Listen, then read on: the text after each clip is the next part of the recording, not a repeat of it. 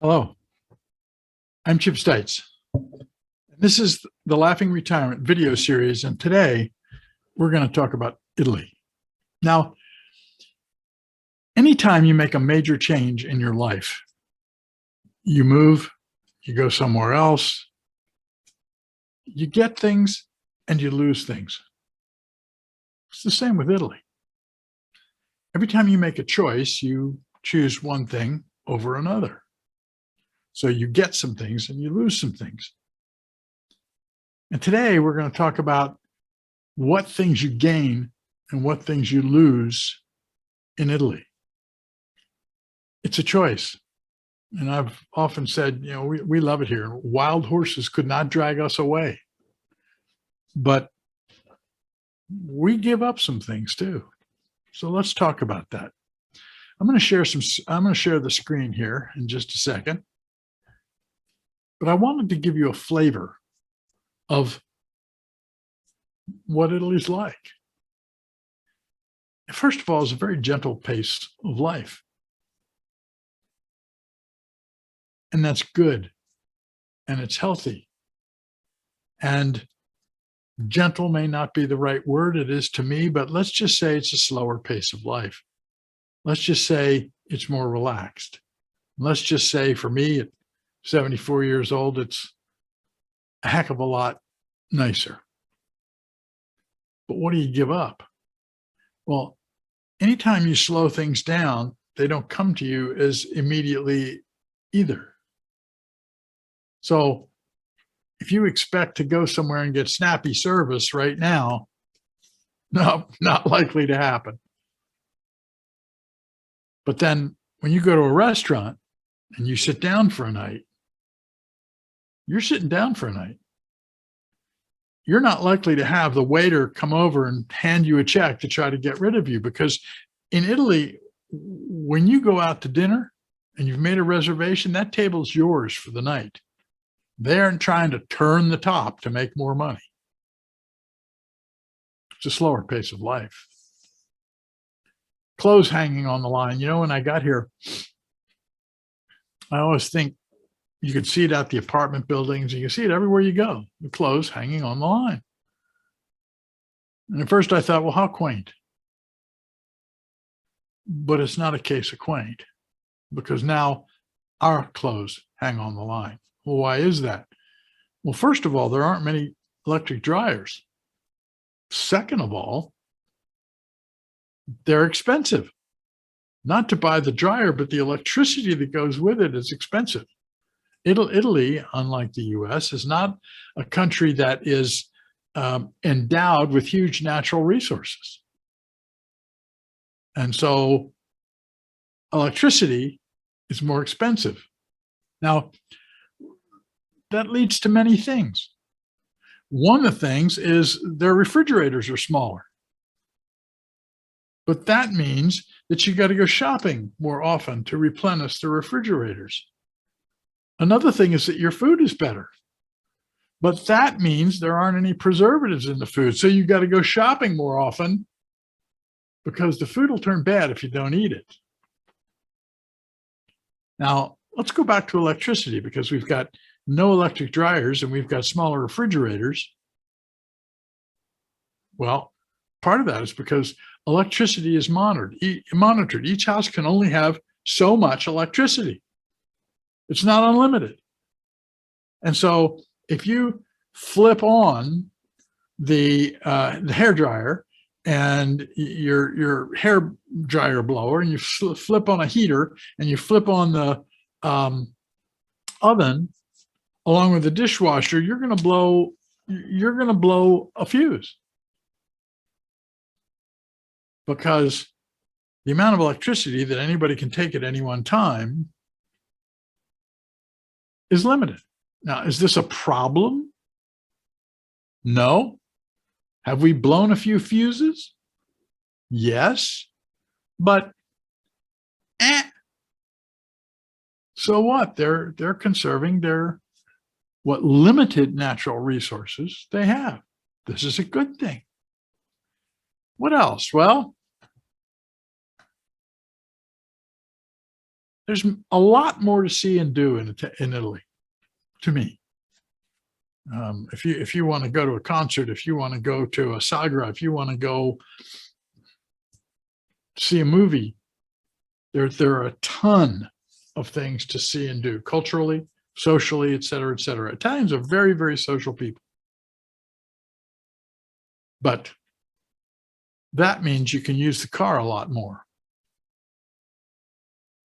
If you use the car a lot more, gas is a lot more expensive. So there's a give and a take there. We live out in the country.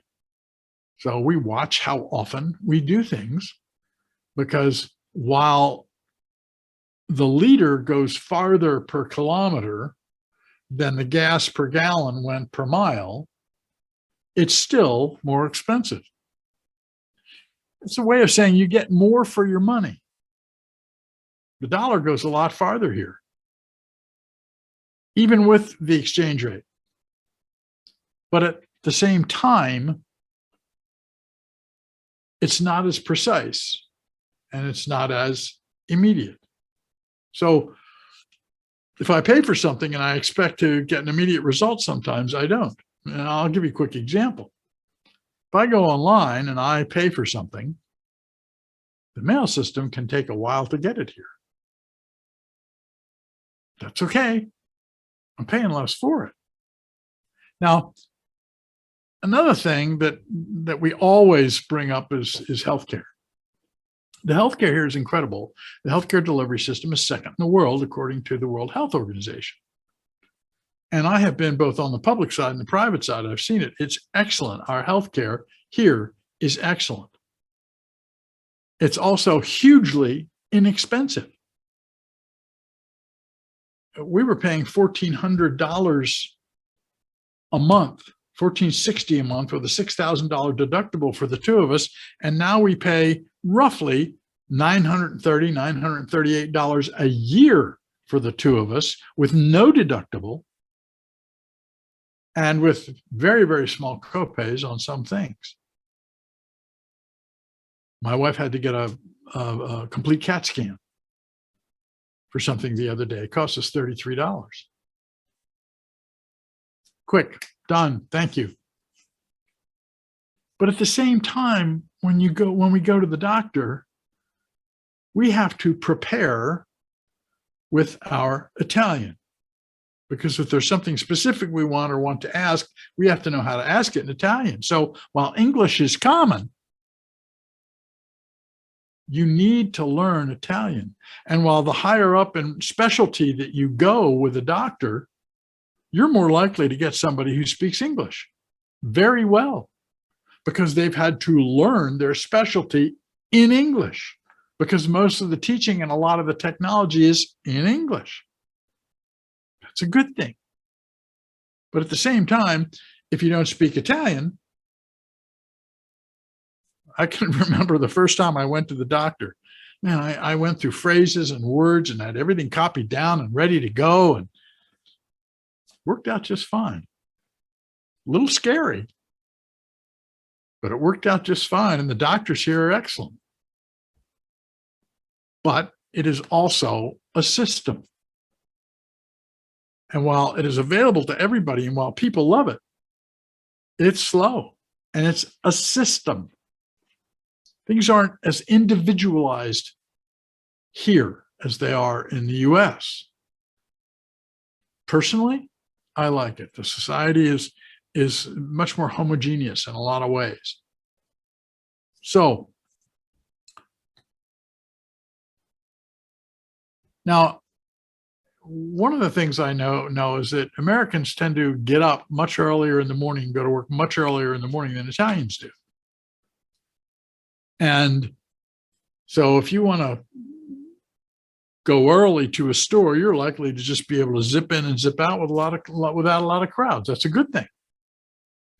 At the same time, Italians do a lot of their socializing at night. And so while I'm an early riser and a relatively early 10:30 go to bed person, Italians are often just getting started at 10:30. Their dinner's not till 8 o'clock, and they will sit and talk and socialize and enjoy themselves and ask questions. Our money goes a long way, but at the same time, Italians don't talk about money. They don't talk about their job. They talk about their life. And so if you start to talk about money here, sooner or later, somebody's going to tell you, listen, we don't talk about money. We don't talk about how much we make. We don't talk about where it comes from. We don't talk about how well we're doing. No. I've had that said to me. It's also interesting that in 5 years, I haven't been asked 3 times what I did before I retired. They don't care. They care about who you are. They care about what kind of a friend you're going to be. They care about your character. I find that highly refreshing. It's not a what have you done for me today society. It doesn't work that way. When I talk about socializing, I can remember the first time we came here, the first time in 50 years that I had been to Italy. I grew up in Italy from somewhere around 7, 8, 9 years old. I lived here for 3 years, 2 or 3 years. And I had forgotten a great deal about Italy.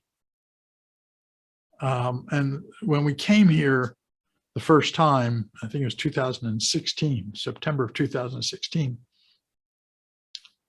we were invited out to dinner at a family, and this family had put on a spread for us. There were 22 people around a relatively small table in a relatively small room. And there were babies, teenagers, all the way up to Zio Elio, who was now deceased, but at the time was about 92 years old. And he'd tell a joke, and you could see the brothers, his brothers and his sons and son-in-laws and grandchildren rolling their eyes because they'd heard this joke 150 times. When we were done, somewhere around 11:30, 11:40, our host said, "Let's go for a walk." Now I'm dead. I have just eaten for 3 hours, 3.5 hours. I've had a ton of delicious food. I've had a ton of wine. I've had an after dinner digestif.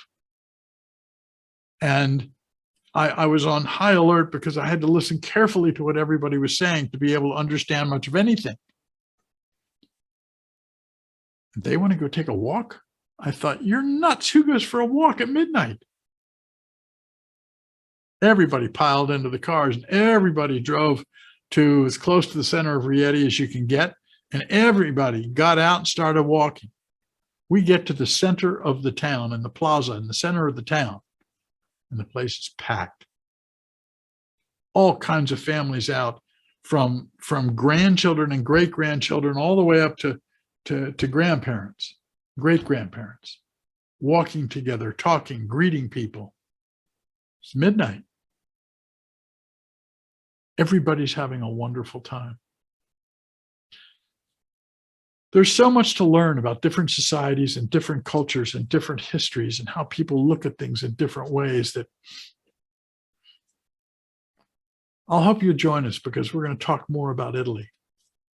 But if you'd like to learn more, if this process of retirement, if this idea of what you want to do with the rest of your life is important to you, as I think it should be, I hope you'll join us on March 25th at 11 a.m. We're having our first ever Laughing Retirement conference.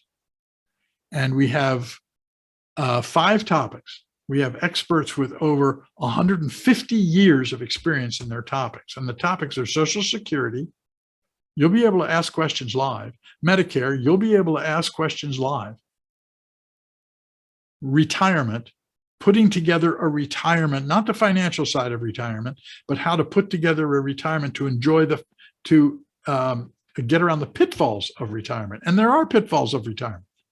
Believe me, 40% of people, 40 to 50% of people struggle with retirement at one time or another. I planned my retirement carefully over a period of 7 years, and I haven't had that problem. But we have an expert here who knows what to do, who knows how to plan it. And Sharon Dyer will be talking to you. And Steve Garfink on Social Security will be talking to you. We have a moderator who's got 30 years experience as a financial advisor. He's the moderator for the conference. You'll be able to ask questions online, and you'll be able, at the end, when we're done, you'll be able to sit and talk, ask questions, and get a response so that you can have your questions answered and you can talk later to these experts. I will be talking on managing finances in retirement, and I'll be talking on moving overseas in general. So if you'd like to learn more about this, click the link below. We're going to start at 11 o'clock Saturday morning, East Coast time, and we're going to go for about 5 hours. This whole thing costs $29.95. That's all. And that's to defray the cost of the mailings, to defray the cost of setting up the landing pages and everything else. We're not trying to make any money on it. We're just trying to not have it cost us any money. So I look forward to seeing you March 28th. If you'll go to the link below, if you'll press on that link, you'll get all the information. You'll get a welcome page. You'll be able to sign up, et cetera, et cetera. If you don't, something happens and something goes, oh, incidentally, you'll be able to, if you can't come, but you want to reserve a seat and you want the information, reserve the seat. We're going to have the recordings available on video afterwards for you to look at for 2 weeks. So go below, sign up. I'm Chip Stites, and this is the Laughing Retirement. And I hope that your retirement is as great as ours. Thanks. It's been great talking to you.